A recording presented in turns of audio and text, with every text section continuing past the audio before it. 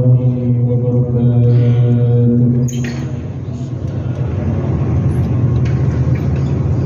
إن الحمد لله نحمده ونستعينه ونستغفره ونعوذ بالله من شرور أنفسنا وسيئات أعمالنا. من يهده الله فلا مضل له ومن يضلل فلا هادي له. أشهد أن لا إله إلا الله وحده لا شريك له وأشهد أن محمدا عبده ورسوله لا نبي بعده. اللهم صل وسلم وبارك على سيدنا محمد بن عبد الله وعلى آله وأصحابه ومن تبعهم إلى يوم القيامة. أما بعد. Alhamdulillah, puja dan puji syukur adalah senantiasa kita panjatkan kehadirat Allah Subhanahu wa Ta'ala yang telah menganugerahkan nikmat-nikmatnya hingga pada sore hari ini kita masih diberikan kesempatan kenikmatan berupa bisa melaksanakan sholat asar berjamaah di Masjid Ikhwan Islamiyah. Tentunya mudah-mudahan dalam keadaan sehat walafiat. Salawat serta salam mudah-mudahan senantiasa tercurah limpahkan kepada Nabi Muhammad sallallahu alaihi wasallam yang telah berjuang menyebarkan al-Islam hingga pada sore hari ini kita berkesempatan untuk menikmati manisnya iman dan Islam. Pada pertemuan kali ini, alhamdulillah kita telah memasuki bulan yang mulia, bulan Muharram, dan juga ini adalah awal tahun Hijriah. Mudah-mudahan pada tahun ini kita bisa semakin mendekatkan diri kita kepada Allah Subhanahu wa Ta'ala dengan menjalankan segala perintah-perintahnya dan menjauhi semua larangan-larangannya. Baik, sedikit hal yang akan kami sampaikan pada pertemuan kali ini mengenai tentang kisah pemuda dan pengaruhnya pada peradaban yang ada di dalam Al-Quran. Dahulu kala, sebelum kita membahas tentang siapa pemuda itu, alangkah baiknya kita mengetahui pemuda dalam bahasa Arab itu apa. Dalam Al-Quran ada kata yang bermakna pemuda. Yang pertama, fatan atau fata, yang diulang sebanyak 4 kali di dalam Al-Quran. Kemudian fityah yang diulang sebanyak 2 kali di dalam Al-Quran. Ada fityah yang hanya disebutkan 1 kali di dalam Al-Quran. Kemudian fataya yang diulang 2 kali, dan fatayani yang hanya disebut 1 kali, yang tersebar dalam surat An-Nisa, Yusuf, Al-Kahfi, Al-Anbiya, dan surat An-Nur. Kemudian berikut profil pemuda yang saat itu mempunyai keberanian, mempunyai dedikasi, integritas yang tinggi untuk memegang teguh kalimat La ilaha illallah. Di dalam Al-Quran surat Al-Anbiya, Allah Subhanahu wa Ta'ala berfirman, A'udzu billahi as-sami'il 'alim minasy syaithanir rajim. Bismillahirrahmanirrahim. Qalu sami'na fatan yadhkuruhum qalu lahu Ibrahim. Yang artinya,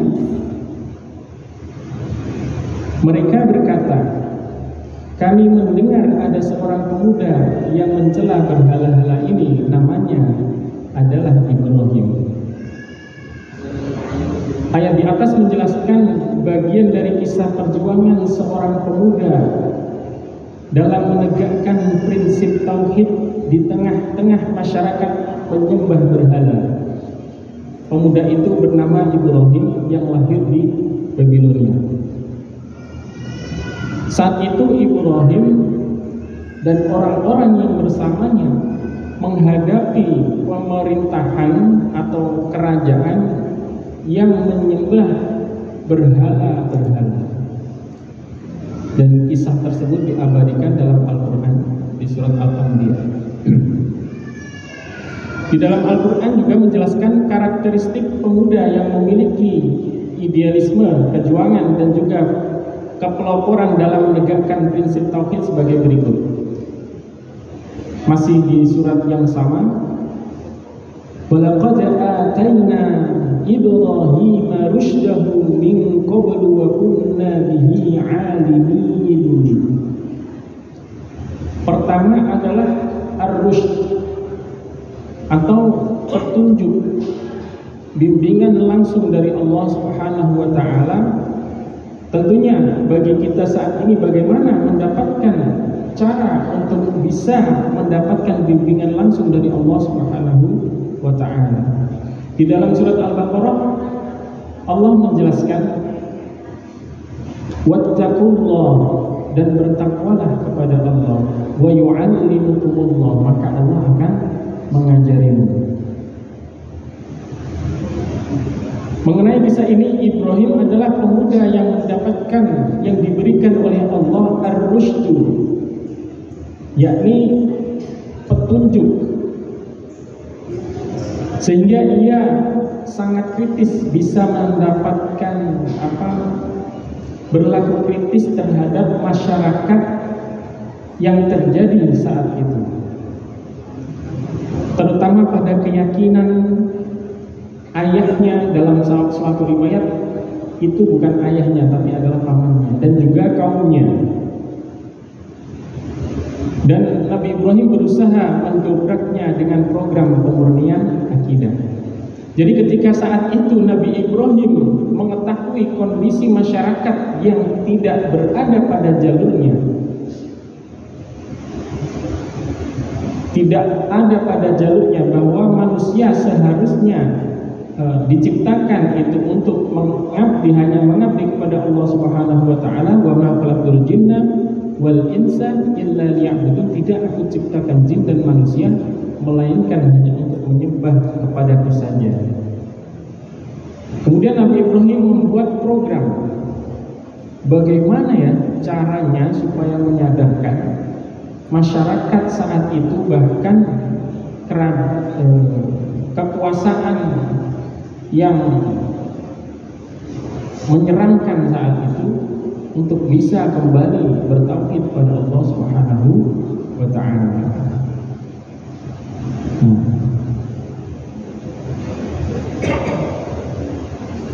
Dalam surah Al-Anbiya ayat 51 sampai 52, Allah Subhanahu wa taala berfirman, dan sungguh sebelum dia Musa dan Harun telah kami berikan kepada Ibrahim petunjuk dan kami telah mengetahui dia. Ingatlah ketika dia Ibrahim berkata kepada ayahnya atau pamannya dan kaumnya, patung-patung apakah ini yang kamu tekun menyembahnya? Saat itu Nabi Ibrahim berada di kondisi masyarakat yang amat tekun mendatangi patung untuk disembah. Dan Nabi Ibrahim karena kritis punya arahan dari Allah Subhanahu wa taala untuk memenggal patung-patung kecuali yang gede.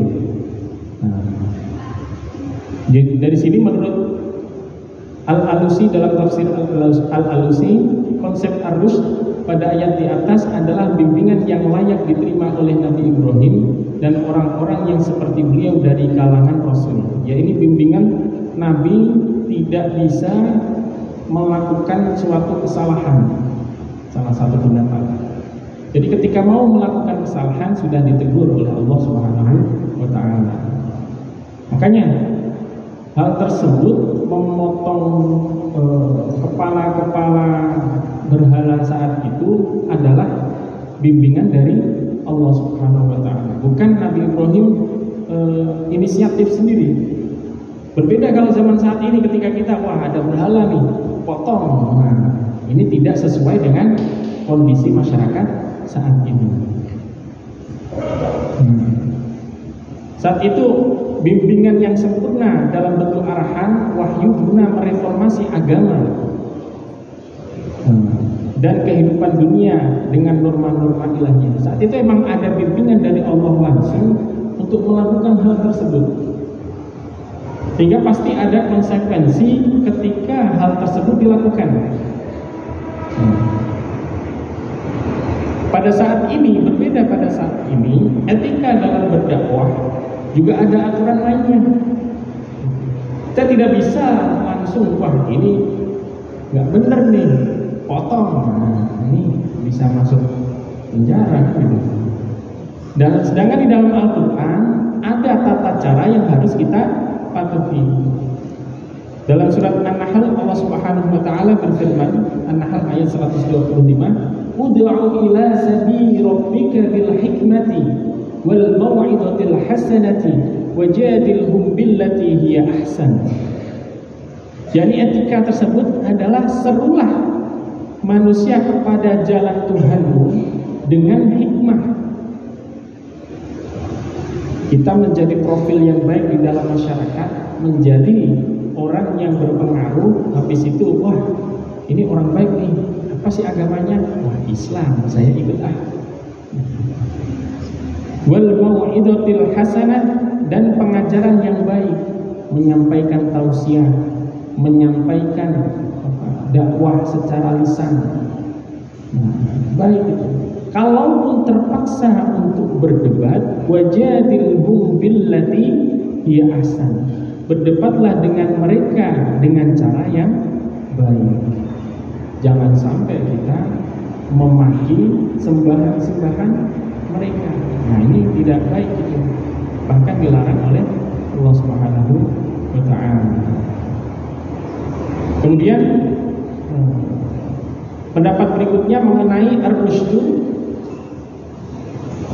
itu petunjuk yang diberikan oleh Allah kepada Nabi Ibrahim itu bisa jadi saat itu petunjuk berupa suhuf atau kitab atau taufik. Dalam surah Al-A'la, suhufi Ibrahim wa Musa, lembaran-lembarannya Ibrahim dan Nabi Musa. Kalau Nabi Musa lembaran-lembarannya dikumpulin jadi kitab suci. Dan di sini taufik untuk melakukan kebaikan, dan kita harus sadar bahwa ketika kita bisa mampu melakukan kebaikan itu juga karena Allah lah yang memberikan taufik kepada kita. Kita bisa melaksanakan sholat itu karena Allah juga menggerakkan fisik kita, hati kita untuk bisa melaksanakan sholat. Kita beriman kepada Allah Subhanahu wa ta'ala. Meskipun Nabi Ibrahim dalam usia remaja, saat itu mungkin remaja sudah ikut-ikutan, qalu wajadna aba'ana kadzalika yaf'alun, kami menjumpai nenek moyang kami, aba'ana, orang tua kami, pendahulu kami, senior kami melakukan hal ini, makanya saya ikut-ikutan.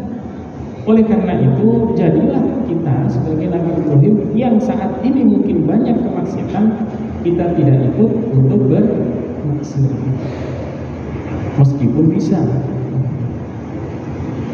Kemudian dalam surat Al-Anbiya ayat 52 di atas tergambarkan bahwa Nabi Ibrahim adalah profil pemuda yang tercerahkan, yakni petunjuk ilahiyah yang menjadikannya kritis terhadap tradisi penyembahan berhala. Nabi Ibrahim mendapatkan taufik dari Allah Subhanahu wa ta'ala untuk mengkritisi hal tersebut. Karena sebagian besar pemuda, apalagi orang tua, itu tetap aja ada hal yang salah, dibiarin aja. Mungkin ketika kita berada di kondisi yang sangat kondusif untuk melakukan maksiat, mudah-mudahan kita mendapatkan taufik dari Allah Subhanahu wa ta'ala untuk tidak ikut melaksanakan maksiat.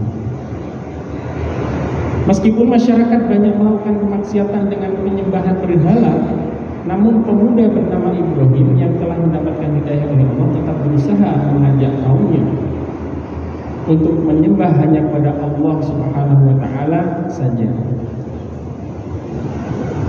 Kemudian dalam surat Mumtahanah ayat keempat, Allah Subhanahu wa taala berfirman, "Qad kanat lakum uswatun hasanatun fi Ibrahim wal ladzina ma'ahu إذ قالوا لقومهم إنا براء منكم ومما تعبدون من دون الله." Saat itu sungguh telah ada suri tauladan yang baik bagimu pada Ibrahim dan orang-orang yang bersama dengannya, ketika mereka berkata kepada kaumnya, sesungguhnya kami berlepas diri dari kamu dan dari apa yang kamu sembah selain Allah Subhanahu wa taala. Saat itu Nabi Ibrahim beserta orang yang mengikutinya mengikrarkan, mungkin kalau saat ini deklarasi permusuhan antara orang yang menyembah berhala saat itu dengan dirinya yang hanya menyembah kepada Allah Subhanahu wa taala. Dan itu dianggap sebagai ancaman oleh Raja Namrud saat itu. Bahkan Nabi Ibrahim melakukan penyerangan, melakukan tindakan yang sudah mencemari lingkungan yang kondusif untuk mengabdi kepada selain Allah dengan menghancurkan berhala. Itu sudah kelewatan di Nabi Ibrahim ini. Kemudian memiliki pola pemikiran yang logis dan kritis. Nabi Ibrahim dinilai oleh rezim yang berkuasa dan memegang otoritas di Babilonia. Nabi Ibrahim telah melakukan tindakan subversi atau pemberontakan dan perlawanan terhadap kekuasaan saat itu dengan menghancurkan berhala. Ia kemudian harus dibawa ke meja hijau, diadili di sana, dan terjadilah dialog yang diabadikan di dalam Al-Quran, surat Al-Anbiya, dan disaksikan oleh banyak orang tentunya orang-orang yang menyembah berhala tersebut. Dalam Al-Quran, qalu a anta fa'alta hadza bi alihatina ya Ibrahim. Qala bal fa'alah kabiruhum hadha fas'aluhum in kanu yantiqun. Faraja'u ila anfusihim faqalu innakum antumudz zalimun. Mereka berkata, apakah engkau yang melakukan perbuatan ini terhadap Tuhan-Tuhan kami, wahai Ibrahim? Nabi Ibrahim pun menjawab dengan pemikiran rasional seperti dalam ayat selanjutnya. Ibrahim menjawab, sebenarnya patung itu tuh yang menggal, yang melakukannya, maka tanyakanlah kepada mereka jika mereka dapat bicara, kata Nabi Ibrahim. Saat itu yang dihadapi Nabi Ibrahim memang kondisi masyarakat yang udahlah ngikut aja sama pemahaman atau aktivitas yang legal, meskipun nggak logis, lakukan saja. Nah, saat ini mungkin banyak aktivitas yang mulai dilegalkan, korupsi berjamaah, seperti itu. Jawaban Ibrahim, pemuda yang cerdas tadi, telah menyadarkan, nih emang bisa dia ditanyain. Mereka kemudian introspeksi, wah ini nggak benar nih, berarti ada benarnya juga Ibrahim. Kemudian langsung di qalu harriquhu wansuru alihatakum, qalu harriquhu wansuru alihatakum in kuntum fa'ilin. Syarat nih Ibrahim, minta tolonglah pada Tuhanmu jika dia bisa membantumu, kan gitu. Habis itu Allah Subhanahu wa taala berfirman, qulna ya nar, kami berfirman, ya nar, wahai api, kuni jadilah kamu bardan wassalaman, bardan dingin wassalaman ala Ibrahim, dan selamatkan Ibrahim. Nah, mudah-mudahan kisah singkat mengenai pemuda yang bernama Ibrahim bisa memotivasi kita semua untuk semakin berusaha untuk bertakwa kepada Allah Subhanahu wa taala, dan juga mudah-mudahan kita dianugerahkan keluarga idaman seperti keluarga Nabi Ibrahim yang bisa menjaga diri dan keluarga dari siksa api neraka, dan mudah-mudahan kelak kita semua mendapatkan gelar husnul khotimah. Amin amin ya rabbal alamin. Marilah kita tutup dengan bacaan hamdalah alhamdulillahirabbil alamin wa aqfatul majlis. Subhanakallahumma wa bihamdik asyhadu an la ilaha illa anta astaghfiruka wa atubu ilaik. Assalamualaikum warahmatullahi wabarakatuh.